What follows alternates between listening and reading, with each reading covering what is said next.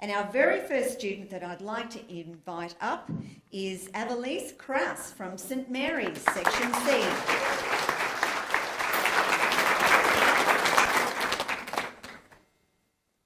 Good evening, Chairperson, adjudicators, ladies and gentlemen. If I had 3 wishes, the world better watch out.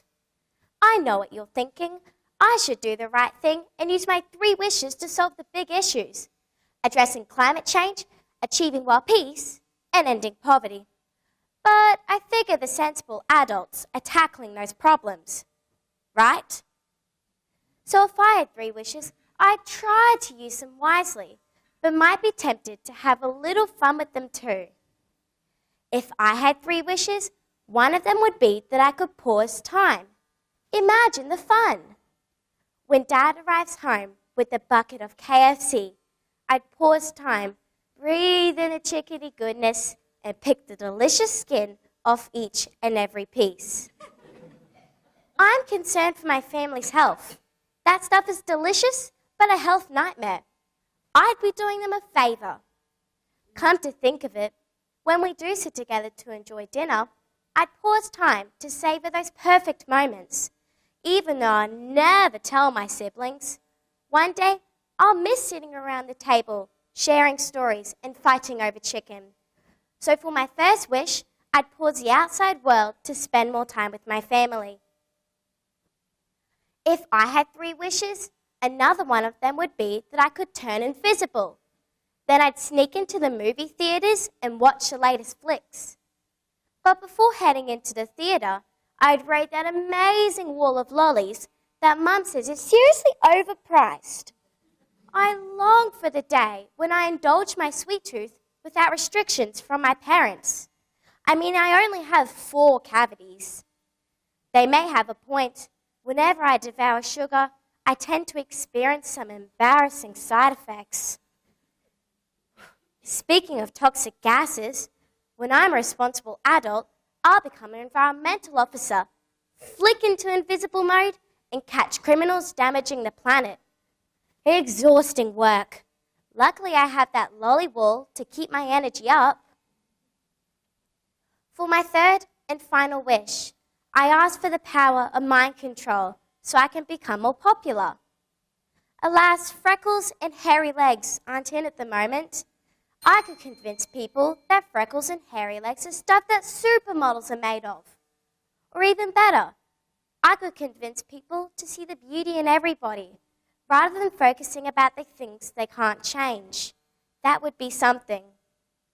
If I had 3 wishes, the world better watch out. Because although I try to use them wisely, I might be tempted to have a little fun with them too. But ultimately, I try to make our world a beautiful place again.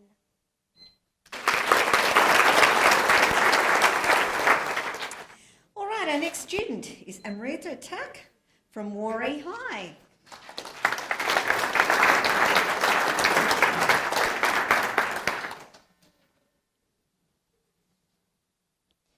Good evening, Madam Chair, adjudicators, ladies and gentlemen. How wonderful would it be to really have 3 wishes at your disposal, to know that you have some magical wand to really make a difference. If such a blessing was truly within my power, my wand would be waved to reduce suffering. Ladies and gentlemen, have you ever walked down the street and been confronted, or perhaps approached by a homeless person begging? I think we all have. I think we've all felt that discomfort of truly wanting to be kind, sometimes being afraid to help, feeling pretty helpless, maybe having a sneaking feeling of judgment, but basically being awkward and not knowing how to truly make a difference. Knowing that in a country as prosperous as Australia, everyone should have shelter, a safe place, a decent dwelling. I can't imagine living out on the streets without the support of my family, without the comfort of my home. So my first wish would be that every Australian has somewhere to call home. My second wish would also be to alleviate suffering, but this time of animals. It's depressing when humans are struggling, but in some ways, I find the plight of abandoned animals even more heart-wrenching. I guess this is because the animals have rarely played any part in their abandonment. When I first realized some heartless people treat animals as disposable, I struggled to understand how they could be so cold, cruel, and abusive. I think to myself, do these people even have a heart? I am left speechless at the suffering of creatures who have been tossed away or left in filthy, dire circumstances. It's not as if these animals can walk to Centrelink or social services and apply for help. No, they depend on human intervention. So my second wish would be that in our community, animals are treated with respect and cared for appropriately. Keeping with my theme of relieving suffering, I cannot ignore the suffering of our precious environment. Though 3 wishes are probably not stretched far enough, realistically, I need many more wishes to cure our biosphere. But we have to start somewhere that is within our power. So my third wish, with the wave of my wand, is that Australians take care of their rubbish. We need to stop dropping it. We need to stop polluting our waterways with it. We need to recycle it and stop expecting other countries to be dumped with it. With the sweep of my magic wand, we'll all be making sure that this unique world we live in is not clogged up with unnecessary waste. Well, my magic wand has run out of power, but I'm dreaming that it has done some good. That we're better off because of its work, and its twinkle has relieved suffering. But wouldn't it be wonderful if we could all do the work of my wand, focusing on bringing hope to the homeless, whether human or animal, and bringing hope to the environment by not choking it with our waste? Maybe, just maybe, we don't really need that wand. Now our next student is Amanya Medenya from St Andrews.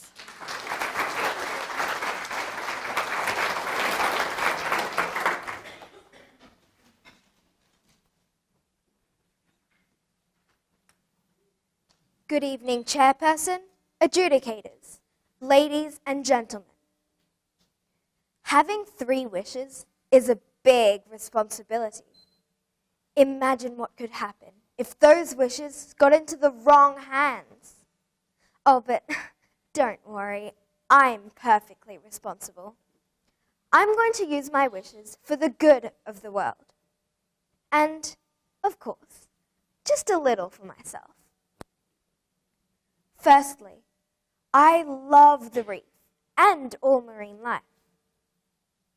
Crown of thorns starfish eat coral reefs. They are very dangerous and are a real threat to other marine life. They are part of the reason why our beautiful reef is being destroyed. So this is why I would use my first wish to eradicate all the crown of thorns starfish, to help restore the beauty of our own World Heritage Site. Poaching. Did you know that poaching has now become a huge threat to wildlife? Approximately 96 elephants are killed in Africa every day. 96 elephants a day. In the year 2015, 1,349 rhinos were poached. I don't know about you, but this shocks me, and I wish I could end this extreme cruelty to animals from poaching. Because what is a world without animals? This is a huge issue all around the world. Some beautiful species, like Sumatran tigers, white rhinos, and elephants, are being driven to extinction. So this is what I would use my second wish for, to end poaching. Now, my third wish would be something really cool for myself. Powers of flight and invisibility. You know, like Peter Pan. Imagine what I could do with these powers. I could do good, like a spy working for the police. And what about pranks? Oh, and to fly places. I never have to worry about being late anywhere. Flight and invisibility. Yup, that's what my third wish would be. Now that my 3 wishes have been granted, I'm going to take a flight around the world to see how the changes have come in.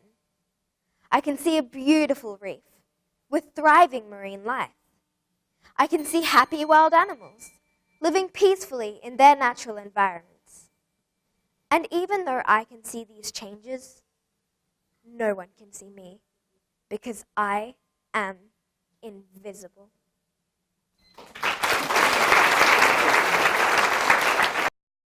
So now I'm going to call up all the students from Section C.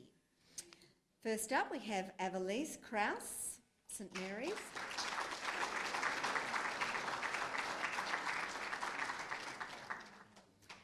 Amrita Tak, Rory High.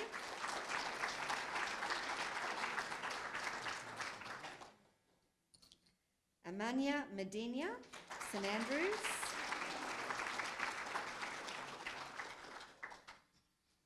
All right, and there are Section C.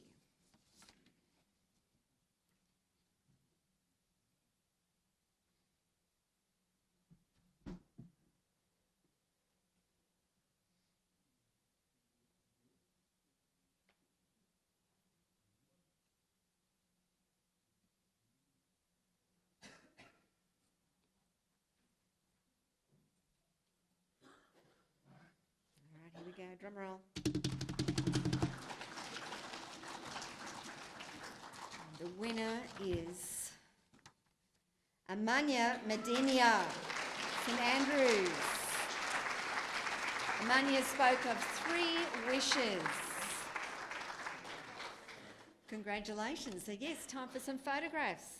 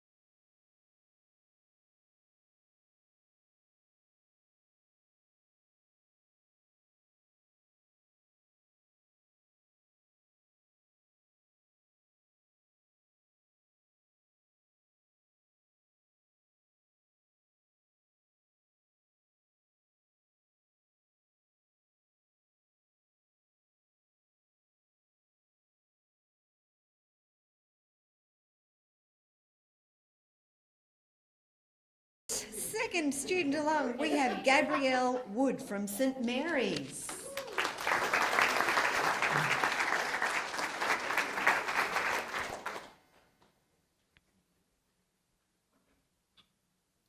Chairperson, adjudicators, ladies and gentlemen, who would you say were some of the greatest leaders of the world? Why were you drawn to them as leaders? What was it you admired? Now, think of those leaders, or that one incredible leader. How many other people looked up to him or her? Did they admire this person for the same reasons as you? Our world has seen and continues to see thousands and thousands of incredible leaders from all different countries, cultures, religions, from all walks of life. These people have different purposes, different outlooks, and different extraordinary talents. But the one thing that these people have in common, the one thing that people from all over the world find inspiration and hope in, is the strength of a human connection they provide.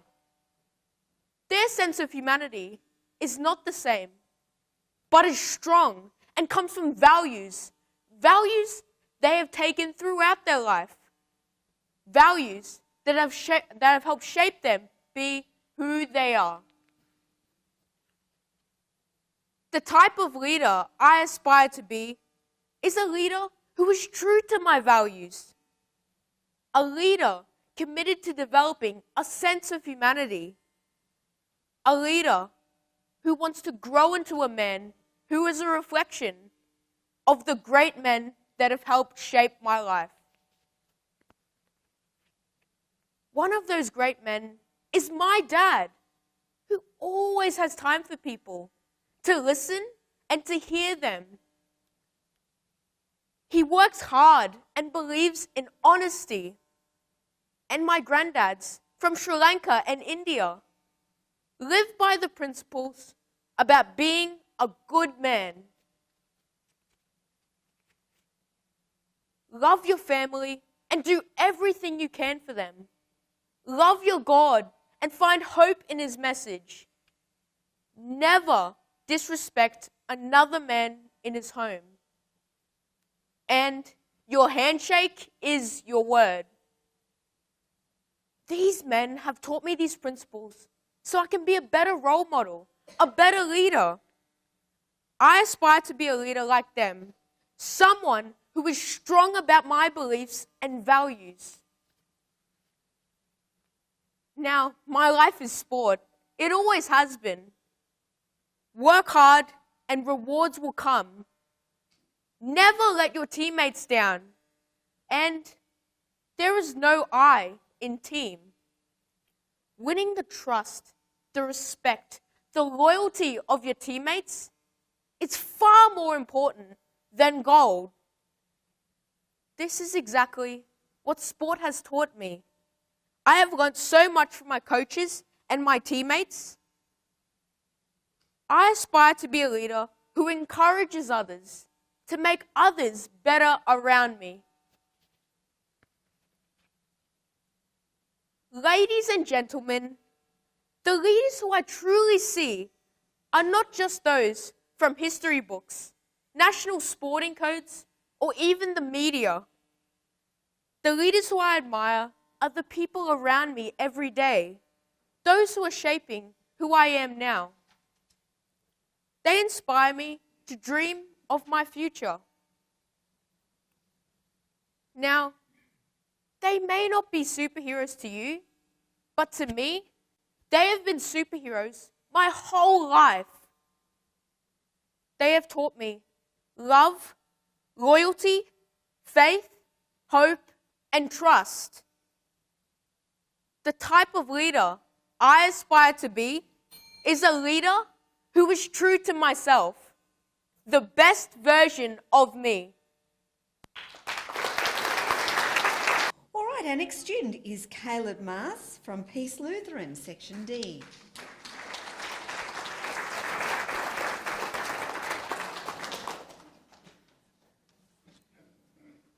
What type of leader do I aspire to be? That's a serious question to be asking anyone. It would be easy to answer the question by talking about the style of leadership I hope to develop, or the things that I hope to achieve. But I think the question is asking for more. I think it is asking us to imagine what shape our leadership will have and the character we will demonstrate as leaders. What type of leader do I aspire to be? Chairperson, adjudicators, ladies and gentlemen, we're about to find out. When you think about the people who've had the greatest positive impact on your life, was it because of the authority they had over you or the influence they had on you? Before my little brother could crawl, I had the authority or power to pick him up and move him wherever I wanted. But once he could crawl, if he didn't like where I'd put him, he could just move somewhere else. My authority was only temporary. But I noticed that when he could move, he often moved towards me. He wanted to be where I was, doing the things I was doing and imitating my behavior. 9 years later, and things are pretty much the same. That's the type of leader I aspire to be, a leader of influence more than authority. I aspire to be a leader that other people gather around because they see something in me, in my life and my values that they want for themselves. I think genuine leadership means living your life with integrity and purpose, inspiring others by your attitude and example, and being a strong influence for good. Michelangelo said, "Inside every block of stone there is a statue waiting to be discovered, and it is the task of the sculptor to discover it." Now, to be honest, there are days when I feel more like a rough block of stone than a skillfully crafted statue, but like a great sculptor, I aspire to be a leader who recognizes the strengths of others, then helps them to chip away until the strength and beauty that's always been inside is revealed. I aspire to be a leader who helps to nurture the unique gifts and talents of others. Maybe you've compared your strengths and abilities with other people's and found yourself thinking yours aren't impressive or important. Maybe you've had days too when you felt about as useful as a block of stone. But I aspire to be a leader who recognizes the hidden strengths of others, then helps them to develop those strengths so everyone can benefit. We all have a need to feel competent in life, but it takes time and effort to become competent, which is why encouragement is so important. Encouragement trait is a leadership trait that I aspire to have because encouragement can change the way people think, feel, and act. Encouragement has the power to carry us forward through those inevitable feelings of failure. Encouragement reassures us and helps us to find the motivation to grow. Genuine encouragement acknowledges actual effort and real progress. If it ever becomes cliched, it loses its power to affect real change. Encouragement never pretends that the journey is or even should be easy, and perhaps it's this honesty that gives encouragement the power to carry people forward into new thinking, new skills, and a growing sense of competency. We all need someone to be the voice of encouragement in our lives, and I aspire to be that voice in the lives of others. Now, I need to admit that I've recently developed a small obsession with the idea of getting my driver's license, and I was talking with Dad about blind spots the other day.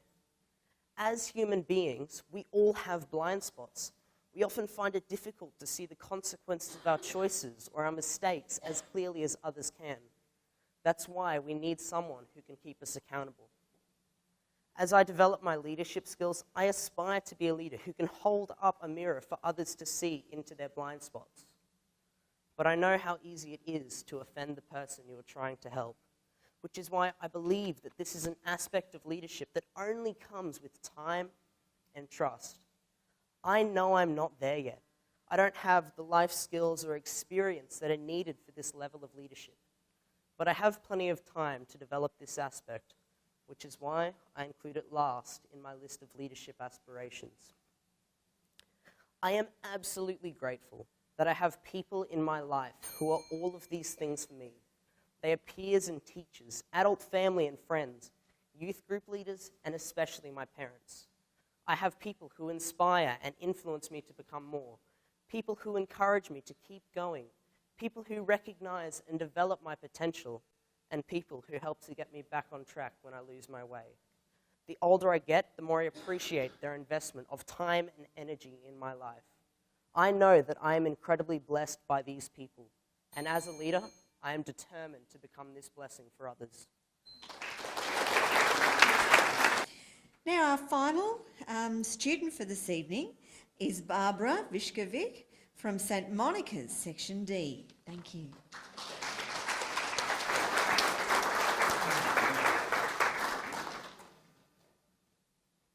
Good evening, Chairperson, adjudicators, ladies, gentlemen, and fellow speakers. In the words of Jonathan Swift, vision and leadership are the arts of seeing what is invisible to others and translating vision into reality. This ever-changing world is significantly shaped by the people around us, our friends, our families, our teachers, our neighbours, but most importantly, our leaders. These are the people who inspire change, who set an example for others, and those who step up to lead, especially in times of fear and peril. A leader that motivates the crowd to believe that with their actions, anything is possible. A leader that inspires others to change their negative mindset and try only their very best. A leader that empowers others and truly helps people recognize the unlocked potential inside of them. This is the type of leader I aspire to be. The quote that I began with exemplifies one of the main leadership traits I aspire to have: vision. This trait is principal, as vision is what significantly separates a leader from a bad boss who doesn't think about the future and others, but only themselves in the present. Additionally, leaders focus on action, whereas bad bosses focus on position. I would plan ahead, thinking of what to do now that will have an impact several years later, as organisation is another one of the many leadership traits I aspire to possess.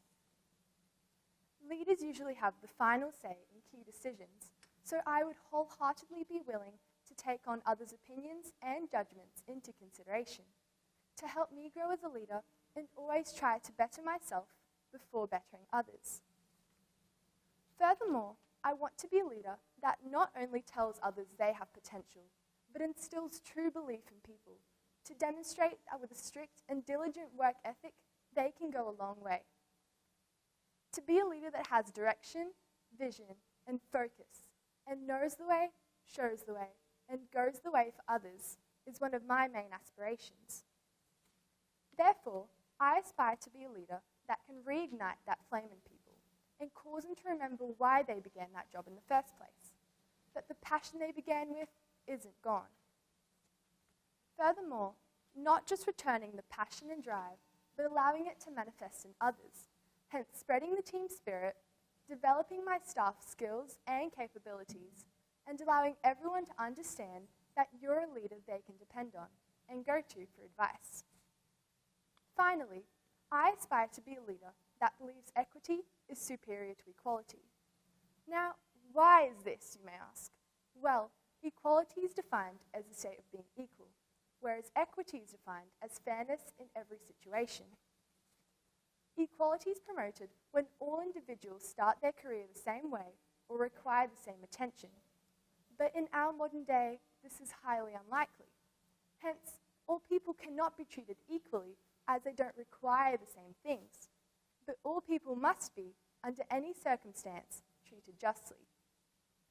As a leader, I would ensure that people of different ages, ethnicities, genders, and beliefs are all provided with the same opportunities, not reflecting on past differences or disadvantages that may have created barriers to equity. Therefore, an equitable, considerate leader is the type I aspire to be. Thus, I aspire to be a leader that can motivate the crowd, to believe that with their actions, anything is possible. A leader that uses perseverance and strength, both physical and mental, to push through when being met with strenuous challenges. A leader that inspires others to change their negative mindset and try only their very best. A leader that empowers others, is cooperative and dependable, doesn't act like a boss, but rather a mentor and a friend who truly helps people recognize the unlocked potential inside of them. A leader that believes equity, in all forms of the word, is superior to equality. And finally, a leader that does the best for others sets a good example and empowers future generations to do the very best. These traits demonstrate the type of leader I aspire to be, translating my vision into reality.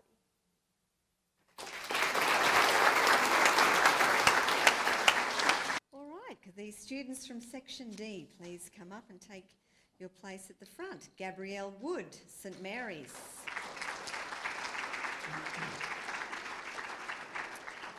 Caleb Maas, Peace Lutheran.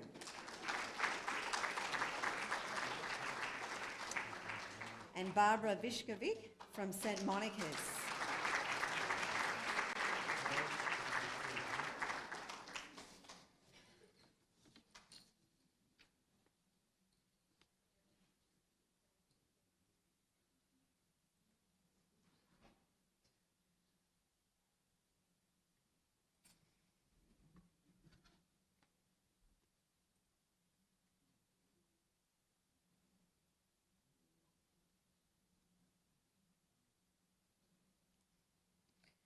All right, drum roll. And the winner of Section D is Caleb Maas from Peace Lutheran. Now, this young man spoke of his leadership style. Might not be a bit of a rough stone, but definitely a diamond in the making. So yes, be an encourager. Thank you very much. And we've got photos? More coming?